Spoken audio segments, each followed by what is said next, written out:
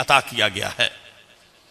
अब यहां पर आजमाइश जो मैंने अपने एलामिया के अंदर भी जिसका जिक्र किया वो ये है कि हर बंदे की एक दुखती रग है। वो समझता है कि इसे कोई ना छेड़े, बाकी जो कुछ करते रहें। तो बादशाहों की भी एक दुखती रग होती है। वो हर उस बंदे को अपना दुश्मन समझते हैं कि लोग जिसका कहना मानते हों, क्योंकि उसे ख्याल आता है कभी ये मेरे खिलाफ बोलेगा तो लोग फिर भी ये कहना मान लेंगे, तो मेरा तो तख्ता उलट जाएगा। ये रोयत हिलाल के मसले पर पाकिस्तान के अंदर बड़े बड़े उलमा को सजाएं मिली।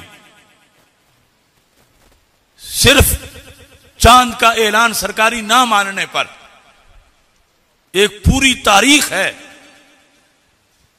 आला हजरत फाजिल बरेलवी रहमतुल्लाह अलैह ने फतावा रिजविया शरीफ के अंदर एक फैसला कुन फतवा देते हुए बादशाहों को समझाने की कोशिश की। आप फरमाते हैं शेख अबुल माली रहमतुल्लाह अलैह, जिनका लकब इमामुल हरमैन है, उनका जमाना था 29 तारीख थी, 29 रमजान की, यानी हूबहू सारे हमारे वाली सूरत हाल जो अभी गुजरी है।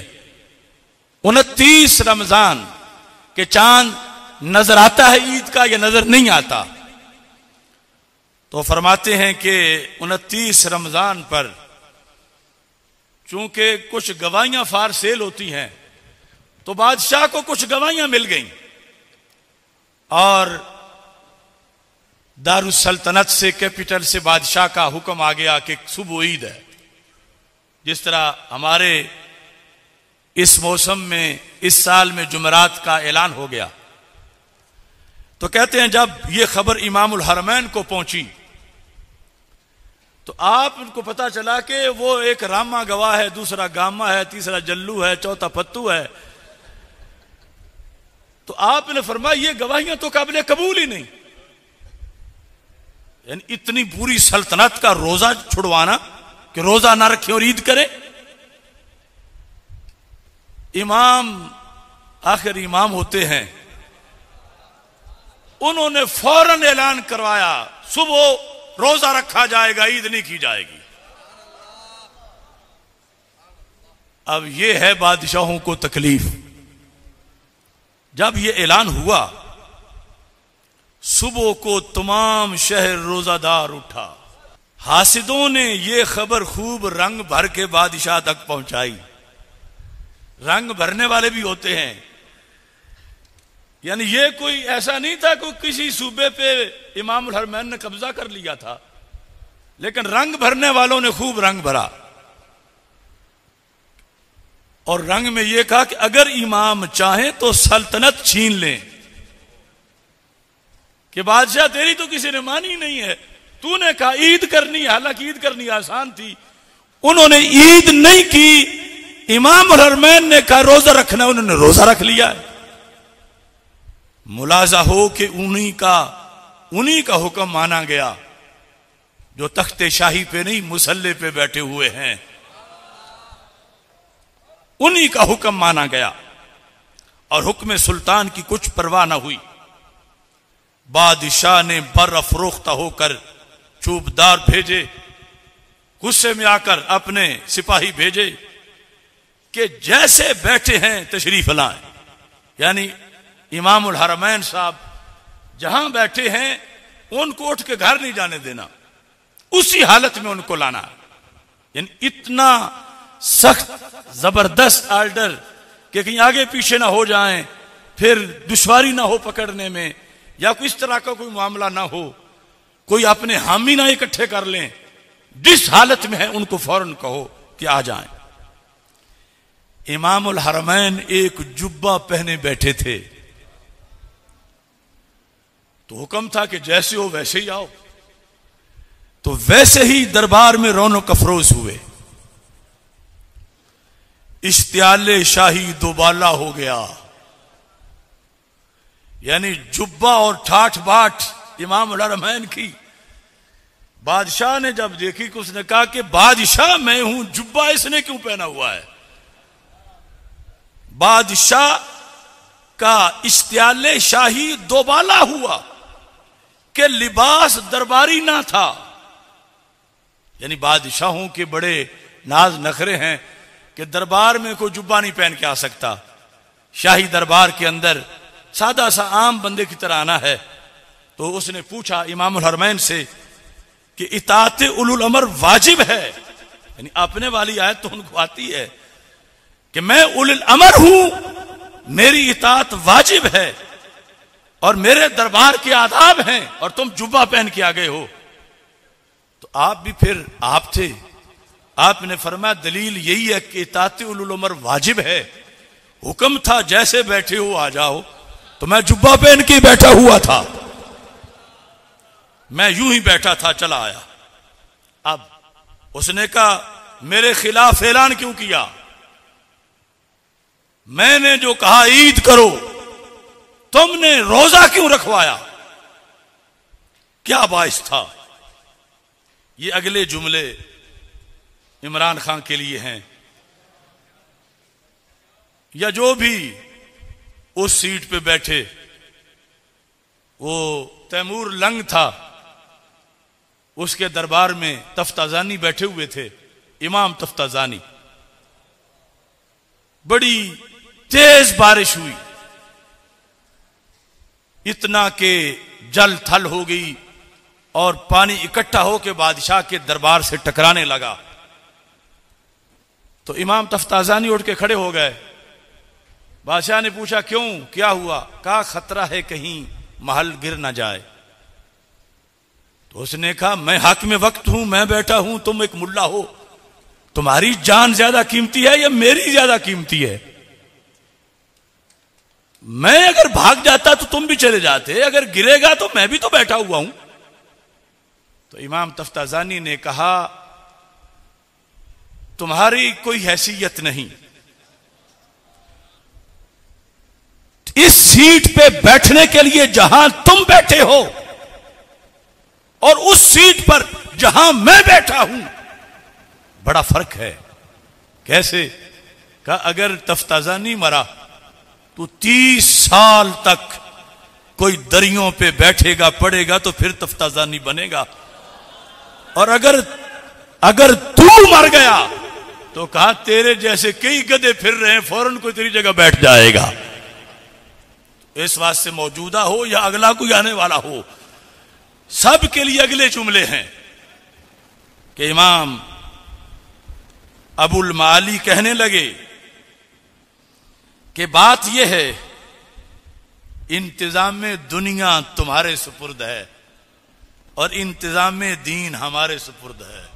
अब यहां पर यह बात भी, यानी जो उलमा शरी सियासत की बात करते हैं उसका भी पता चल रहा है कि या तो बादशाह ऐसा हो कि कुरान के साथ हो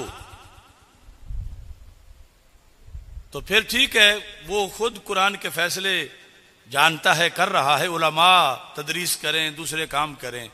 क्योंकि हदीस शरीफ में है कि हमारे आका सल्लल्लाहु अलैहि वसल्लम ने फरमाया कि एक वक्त आएगा कुरान और सुल्तान के रास्ते जुदा जुदा हो जाएंगे। यह मुस्तकबिल की खबरों में एक हदीस है पूरी क़यामत की अलामात में, सुल्तान और कुरान जुदा जुदा हो जाएंगे। तो सहाबा ने पूछा या रसूल अल्लाह सल्लल्लाहु अलैहि वसल्लम, जब ऐसा हो गया उस वक्त जो मुसलमान जिंदा होंगे उनके नाम कोई पैगाम, वो क्या करें। तो मेरे आका सल्लल्लाहु अलैहि वसल्लम ने फरमाया सुल्तान को छोड़ दें, कुरान का साथ दें। तो जब सुल्तान दीन में मुदाखलत कर रहा हो तो इमाम हरमैन ने कहा यह तो हमारा मौजू है, हमारा सब्जेक्ट है, यह दायरा कार हमारा है। और यहां से पता चला कि फिर दीन भी जब रोजाना हमले हो रहे हों इस ईद और रोजे की तरह, तो फिर दीन भी तब ही बचाया जा सकता है कि जिस वक्त दीन वालों के हाथ में ही दुनिया का स्टीयरिंग भी हो, वरना दीन भी महफूज नहीं रहता। लोग कहते हैं ये इख्तिदार दुनियादारी है, दुनियादारी है, दुनियादारी है।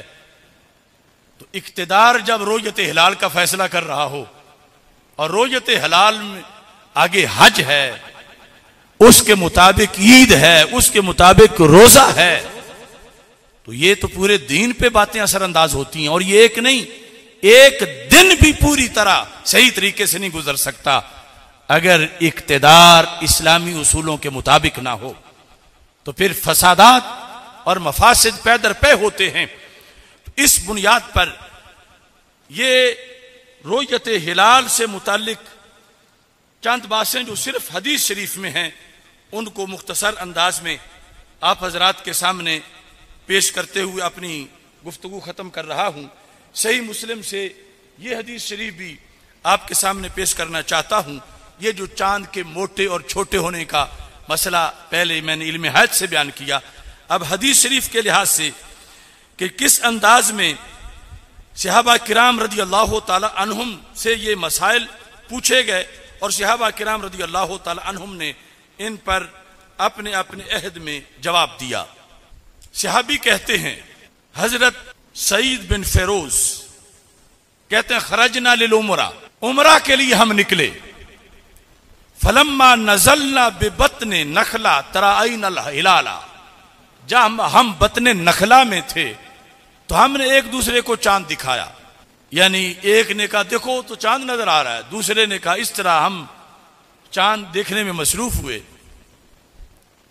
तो अब तबसरा सब ने शुरू किया। एक ने कहा हुआ इब्नो सलासिन, ये तो तीसरी रात का है। बाज ने कहा इब्नो लैलतैन, दूसरी रात का है। कहते हैं इसी सूरत हाल में फलकीना इब्न अब्बास, हम हज़रत अब्दुल्ला बिन अब्बास रदी अल्लाह ताला अन्हु के मिले। फकुलना इन्ना रईनल हिलाला, हमने चांद देखा। फ़काल बादुल कौम हुआ इब्नु सलास, वकाल बादुल कौम हुआ इब्नु लैलतैन, फ़काल अय्या लैलतिन रईतुमूहु। हजरत अब्दुल्ला बिन अब्बास को अपना तबसरा कहा कि कुछ कहते हैं दूसरी का है, कुछ कहते हैं तीसरी का है, अब हम क्या करें। आपने फरमाया देखा कब है, तो कहा देखा तो कल है। फरमाया उसी रात का है जिस रात को देखा है। यानी वो जो मोटाई का और ऊंचाई का एक कंसेप्ट उस वक्त भी था, उसको रद्द करते हुए फरमा इन्ना रसूलुल्लाह सल्लल्लाहु अलैहि वसल्लम मद्दहु लिरुयते, कि सरकार ने रोयत पे मदार रखा है। सूमु लिरुयते ही फहुवा लिलैलतिन रअयतुमूहु, तो ये उसी रात का है जिस रात का तुमने देखा है। यानी ये यकम है, ये दो या तीन नहीं है। ऐसे ही मोटाई के लिहाज से तो ये हदीस शरीफ मौजम कबीर लितबरानी के अंदर मौजूद है कि रसूल अकरम सल्लल्लाहु अलैहि वसल्लम ने इरशाद फरमाया, 198 सफा पर जिल्द नंबर 10 में है, मिन इक्तिराबिस्सा इंतिफाखुल अहिल्ला। हमारे आका सल्लल्लाहु अलैहि वसल्लम इरशाद फरमाते हैं कि जूं जूं क़यामत करीब होगी चांद का साइज मोटा होता चला जाएगा। मिन इक्तिराबिस्सा इंतिफाखुल अहिल्ला। अब ये जितनी भी गुफ्तगू हुई ये पहले मरहले की है। दूसरा मरहला जो आज से 10-15 साल पहले इख्तिलाफी था, अभी उस इख्तिलाफ तक जाने से पहले ही बहुत इख्तिलाफ वाक़ई हो गया। मेरे शेख कामिल हाफिजुल हदीस इमामुल असर हजरत पीर सैयद मोहम्मद जलालुद्दीन शाह साहिब रहमहुल्लाह ताला, यानी रोयत हिलाल के मसले पर अगर आज पूरे मुल्क में इस नई दुनिया में सेमिनार मरकज सिराते मुस्तकीम में हो रहा है, तो ये मेरा कमाल नहीं, ये हाफिजुल हदीस का कमाल है। यानी लोग तो ये देखते हैं कि फलां प्रोग्राम करेंगे तो कौन सा इदारा खुश होगा, कौन सी एजेंसी खुश होगी, कौन सी हुकूमत खुश होगी, कौन सी कोई बड़ी पार्टी खुश होगी, या वो बात करें चलो तुम उधर को हवा हो जिधर की। लेकिन अल्लाह ने ये हमें तौफीक बख्शी है